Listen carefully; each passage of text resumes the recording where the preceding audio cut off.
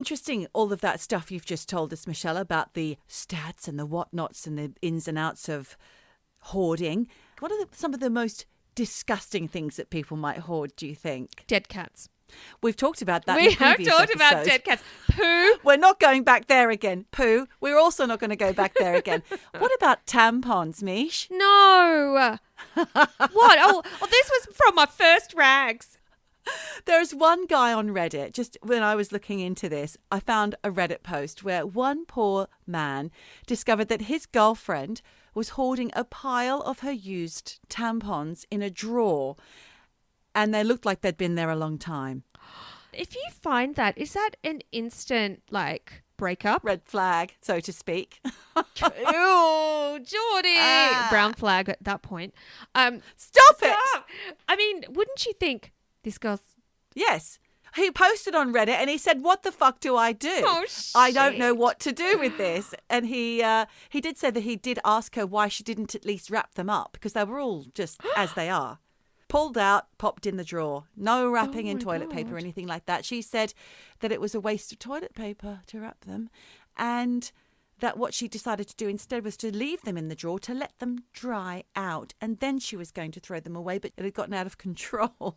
No. So, yeah. No. That happened. But also, that led me to thinking, if she did put them in the bin, what happens to them then? We were talking about this earlier, weren't we? About what happens to our water supply. Coming full circle, I was wondering, we hear that the bin men are supposed to separate our rubbish, or not the bin men, but it goes to recycling or to a place where the bin bags, they get pulled open, they get pulled apart. They don't just get chucked in a great big hole in the ground. Because otherwise we would be like Wall-E, as I like to call him. I know it's not Wall-E, it's Wally. But we'd be surrounded by rubbish, and I don't see rubbish. No. So what's in there? I have done a little research on that, and some interesting things that bin men have found in the past have been things like a man's ashes that was thrown in the bin. Oh, my God. You know, like his body was cremated, human remains, but in ash form. And the thing is, it was still in the paper bag that was given to them from the crematorium, and it had all the details on the front. So they tracked down the family and said, oh, I think you've accidentally thrown these away. But they said, no, they hadn't accidentally thrown them away. They did it on purpose. They were like, he was a bastard. We don't want him in our fucking house. See you later, mate. Also on Reddit, there was another person who reported seeing about 50 to 75 dead rats tied up together, and they thought it might be a ritual sacrifice. But actually, Michelle, as soon as they said that, I knew exactly what it was, because I've seen a picture of it before. It sounds like, to me, that it's a rat king. Have you ever heard about a rat king? I have no clue what you're talking about. It's so eerie. It's when a load of rats living in close proximity. I mean, no one knows how it happens, and some people think it may be a hoax, but I believe, and if you Google it, dear listener, you'll see for yourself, it's quite distressing. All their tails get tied up in an unbreakable knot, like a big dreadlock, and they can't get pulled apart, and eventually they just die because they can't go off looking for food and things. Oh, my God. Yeah. That's bizarre. It's disgusting. But I'm here today to tell you about hoarders. Yes. And hoarders, I've got a story about hoarders just for you, Michelle, and our listeners. Can't wait. So this is a Sydney-based hoarder story that I found Excellent. whilst looking through some newspapers. And it's a place in Greenwich in Sydney, Australia, New South Wales. And it was reported first in 2018. There's a man called Bruce Roberts, who is known by locals as a socially awkward recluse with unpredictable behaviour. And he had a habit of piling up boxes and newspapers and broken shit all over his house until the day of his death in 2017, aged 60. Oh, that's young. Yeah. His neighbours hadn't seen him for about 8 weeks, and one neighbour had noticed an unusually large build-up of uncollected mail in his letterbox. So police were called in July 2017.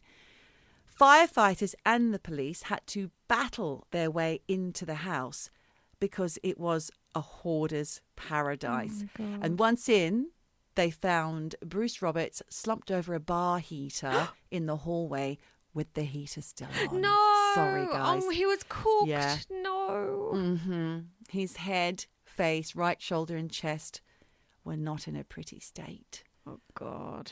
char grill. So this house, like I said, stop it. It's so mean. Sorry. This house was a hoarder's paradise, as I'd said, with rubbish stacked floor to ceiling, and it appeared as though Mr. Roberts never threw anything out, a bit like my husband.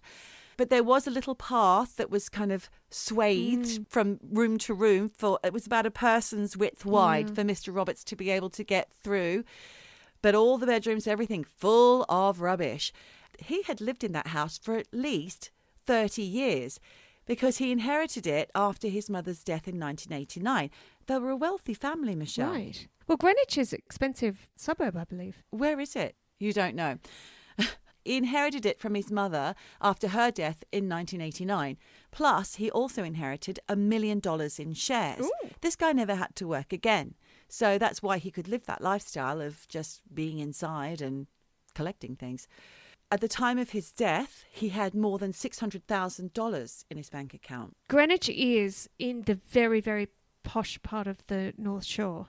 It's right on, so you get harbour views, everything. It's oh my gosh, big money suburb. I bet the neighbours loved his house, didn't they? It's bringing down the tone. Yes, exactly. And also, Michelle, cardboard and other bits of crap weren't the only things that Bruce Roberts left behind in his hoarder house when he died. No, what was it? Cleaners who went to remove the rubbish so that they could put the house on the market and sell it on the 29th of May 2018, which is almost a year after he was first found dead in there, discovered the fully clothed and mummified body of a 39-year-old man by the name of Shane Snellman. He'd been placed under a rug in a spare room. Oh my God, is he a murderer? Yeah. Oh my God. Coroners identified the man by the only visible parts of his body, which was a couple of tattoos and a few bits of fingerprints left on the body that they could find. They found out who he was and they investigated, and it later showed that Shane Snellman had very probably died in October 2002. No.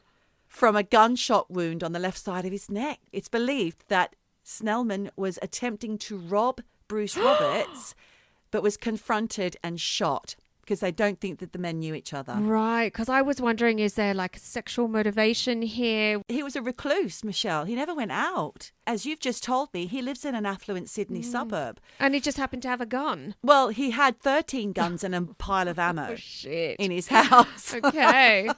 And in a creepy Seven-style flourish to this story, there was also more than 70 air fresheners around the body in an attempt to mask the stench of decomposition.